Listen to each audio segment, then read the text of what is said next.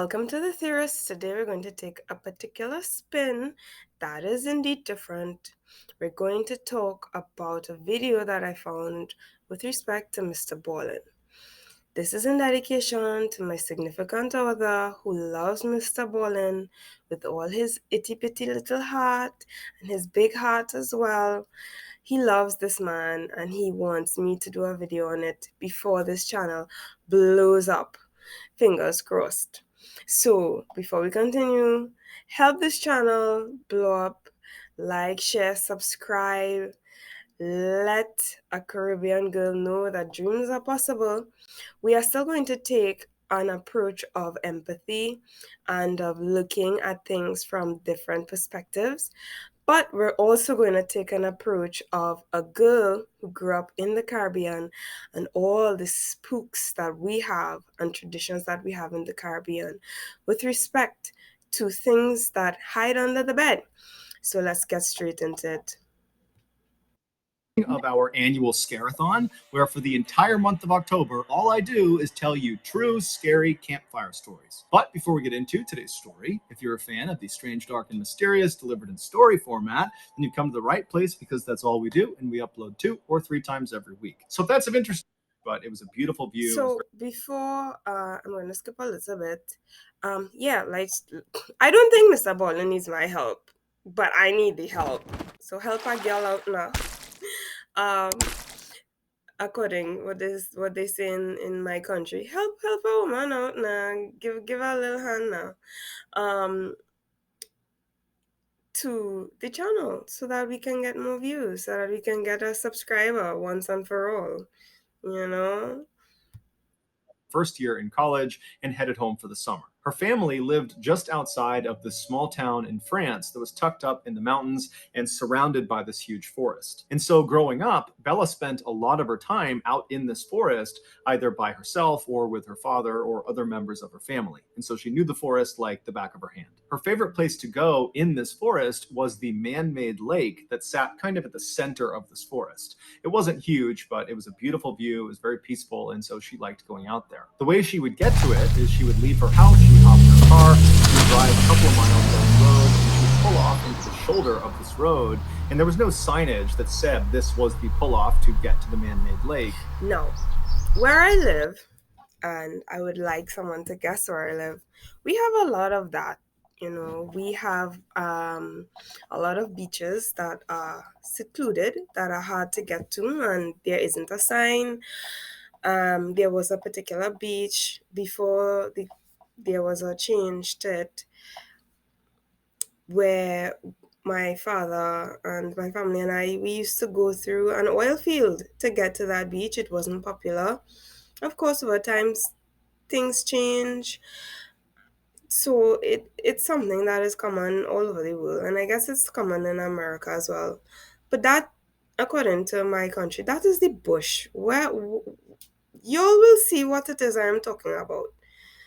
That is bush. That is bush. In my country, only hunters go into thick forest like what this girl is going to do by themselves, or hikers who are well trained.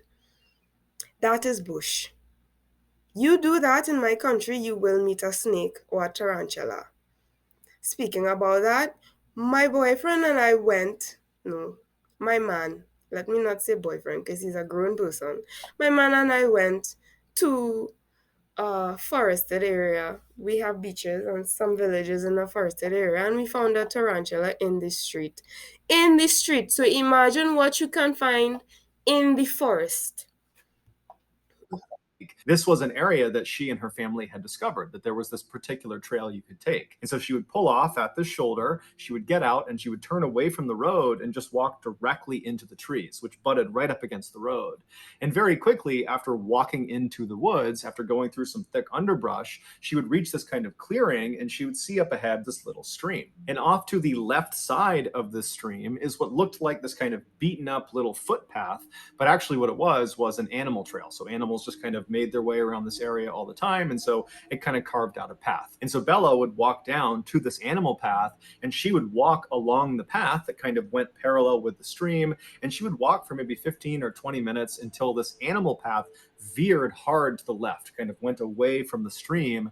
At that point, Bella would abandon the animal path and just continue walking along this stream, both stepping in the stream on some rocks and standing on either side when she could. And she would follow the stream due north, just going straight into the heart of this forest for about an hour, walking at a fairly leisurely pace until the stream connected. That is a hike. That is a hike. Why are you doing that hike alone? Why? Do you think that you are Papa Bois, as in my country? Do you think that you and the animals have a connection where a beaver or a deer will come out and speak to you? Are you Snow White? Will you go and all the birds flock to you if you are in danger? No. The answer is no. So why are you by yourself? Foolery. With this east to west running river. And at this point, Bella would turn left facing west, and she would follow along this riverbank about 20 minutes until the river fed into the man-made lake. And so she would stay at this lake, sitting on a rock, enjoy the view and look at the animals and listen to nature all around her. And then at some point, she would turn around and retrace her steps all the way back to her car. For reference, one leg of this journey from car to lake or from lake to car took about 2 hours. Part of the reason Bella really enjoyed being in these woods and being at this lake was because it just kind of felt like they were hers. Because up until You do not own. Number one, foolery is not a word. I know that. But I don't think a real word would cover the nonsense that I am hearing. Number two, you do not own nature. Nature owns itself. That's why we have tsunamis, and that's why we have hurricanes, and that's why we have tornadoes, because we do not own anything. And you will always find that out eventually. So to say, oh, I'm going to take a lovely stroll in the thick forest to go to my lake that I have labeled, I don't, unless you show me a deed, you cannot say you own that because you don't know what you're going to meet out there. this summer in 2019, the only other people That is even worse because that's 2019. Now I know COVID kind of messed us all up where we are all anxious about everything, crime, viral diseases, except STDs apparently, and we could talk about that in another video where STD rates are actually on the rise. We are not afraid of that. But I know COVID made us more afraid, but 2019 wasn't so safe where we can say to ourselves, I'm going to stroll a 2-hour stroll one way, aka a 4-hour stroll overall in a dense forest. that Bella had ever seen anywhere in this forest or near this lake were other members of her family. So it really felt very private. So in June of that year, Bella comes home from college, and almost immediately she wants to go out to the man-made lake because she hasn't been in months. She's been in school, and so she's eager to get back to some place that she kind of considered to be her happy place. So one morning she gets up early, and by herself she leaves her house, she hops in her car, she drives the couple miles down the road, she pulls off onto that shoulder, she parks her car, she hops out, she turns away from the road, she walks into the forest, she finds the stream and starts walking along that animal path right to the side of the stream. She walks for a few minutes until she reaches the point where the trail kind of cuts to the left, and she just stays on the stream and is just continuing walking along the stream. And about 30 minutes later, when she was maybe 1 or 2 miles short of the east-west running river, she hears a bell somewhere off in the distance, way out in front of her, out towards the river. It sounds just like a chime, a single chime. And as soon as she hears it, she stops because there's never any people out here ever. And that Yeah. So, as a black person who has his panic. I mean, I have a long line of all sorts of different things, but I identify as black because what else can I identify as? Why? Why? If you hear a bell, why? Now, I know in the West, especially in North America, the concept of foreign beings, and I had to take my time because I wanted to say extraterrestrial, but we're not talking about space now. We're talking about foreign beings is very far from them. So the minute you hear a bell in my country, if you are in any dense area, and I've heard stories of persons hearing odd, strange things and just running, just running for your life, saying Papa Bois when you are going home. Let me tell you a story very quickly. When I was in my teens, someone said that they were on the street and they were going home, and this was in the 1970s, and they were going home with their brother. And when they were going home with their brother, of course, back then they didn't have any street lights. It's just houses that had electricity at that point in time, um, that lit the darkness. And they met a child, and this child was like, "I could walk home with you. I could definitely walk home with you." And so they're walking home with this child. And then walking home, they're having fun, they're having a conversation. And then the brother looks down and sees that the feet are backwards. And then they start to scream, "Twin! Twin!" Push the child down, quote unquote child, and start to run. If you want to know about our local folklore and still guess what country I'm from, comment below. Let's keep going.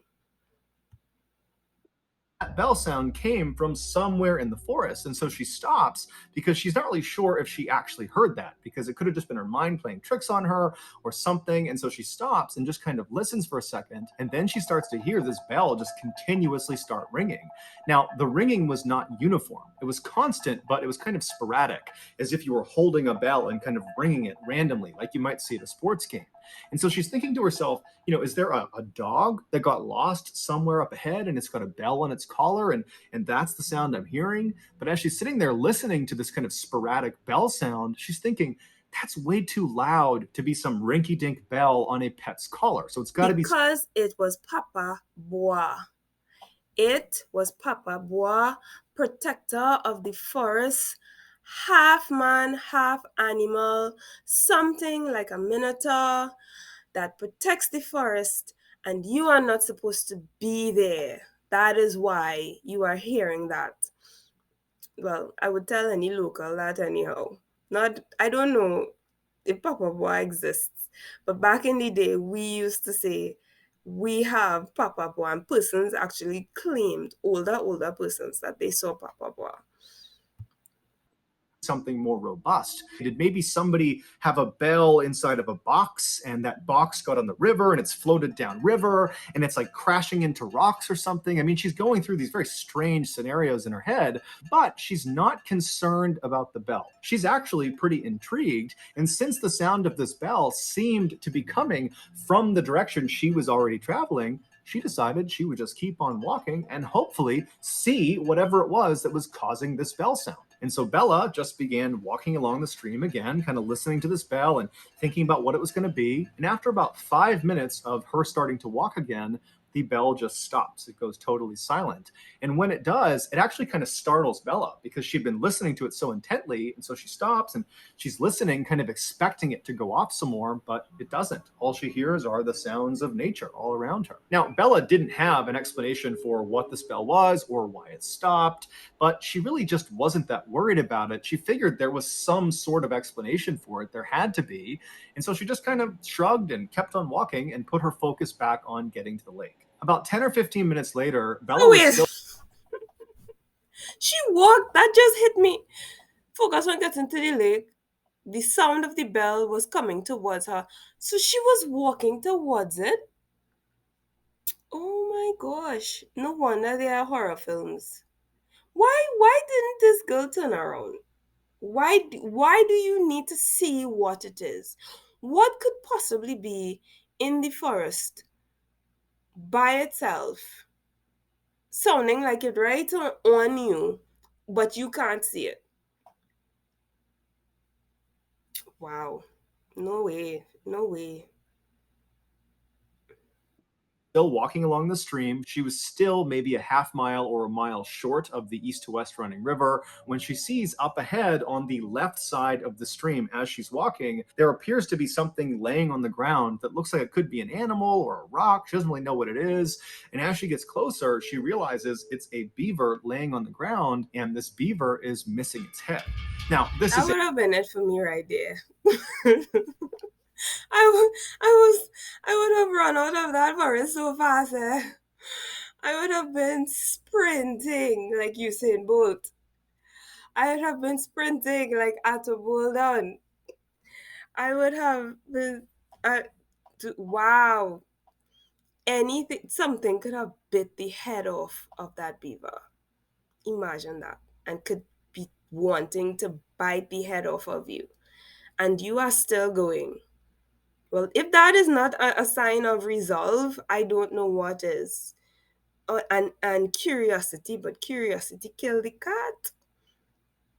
According to persons, according to society, curiosity kills the cat. I do not know. I don't understand why anyone would stand there and be like, oh well, c'est la vie. Let me continue because I need to see this big lake.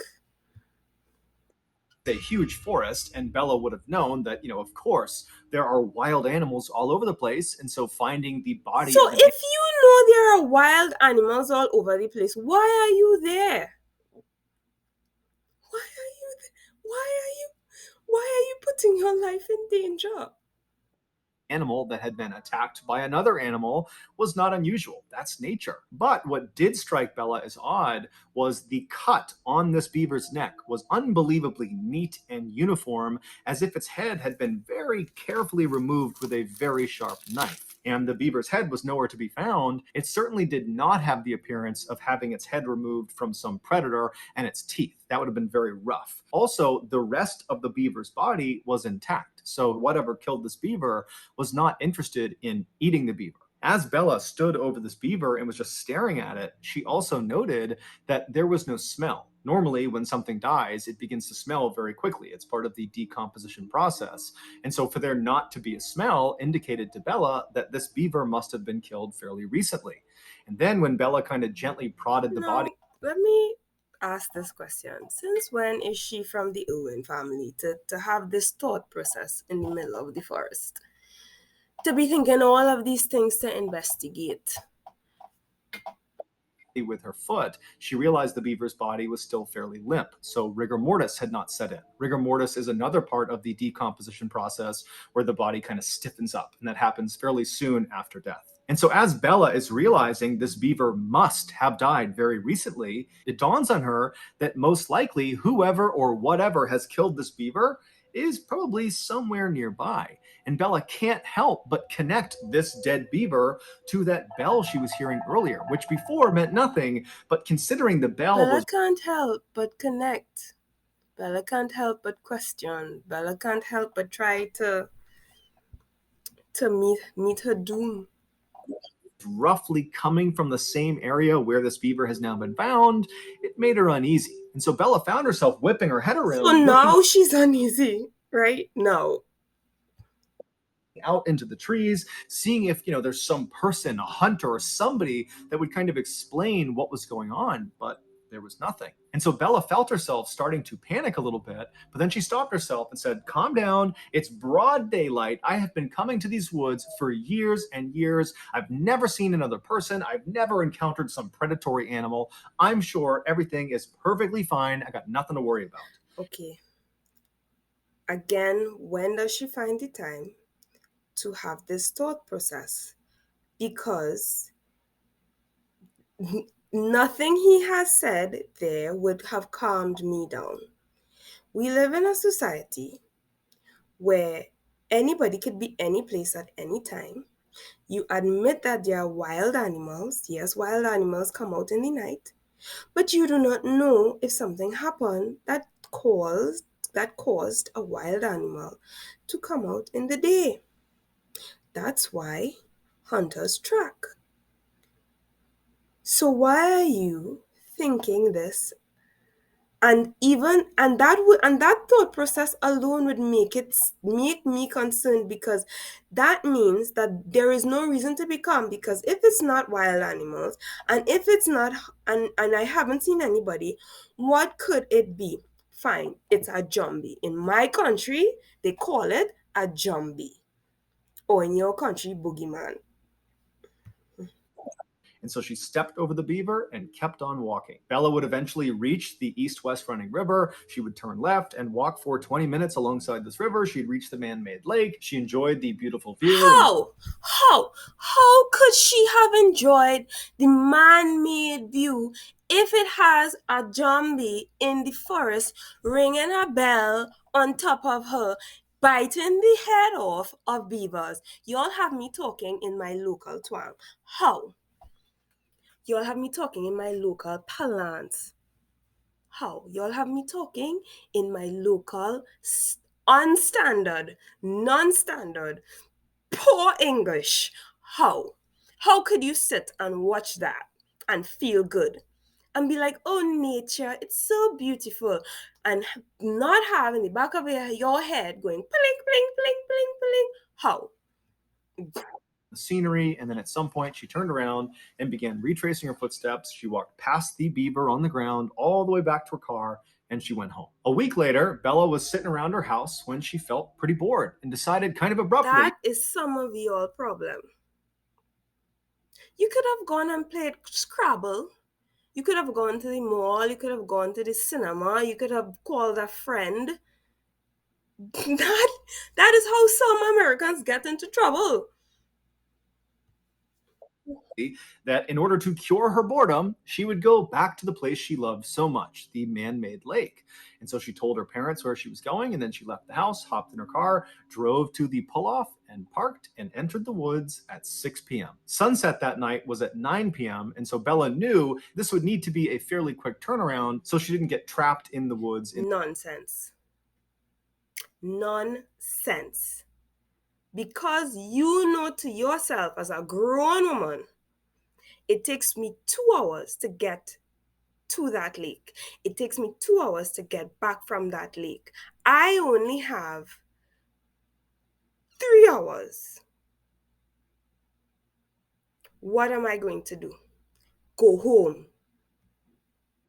In the dark. And so Bella finds the animal trail. She follows along the stream until the trail goes left, and she stays on the stream. She continues walking on the stream when she starts to hear the distant sound of thunder. So she looks up into the sky through the trees, and she can see the sky is starting to get dark, but she's still a couple of hours away from sunset. And so between the thunder and the dark skies, she knows a storm is rolling in. But she is determined to get to that lake. And so instead of, turning around and saying, okay, I'll come back another time, she just starts jogging along the stream to get there as fast as she possibly can. And almost immediately as she's jogging, the raindrops start to fall.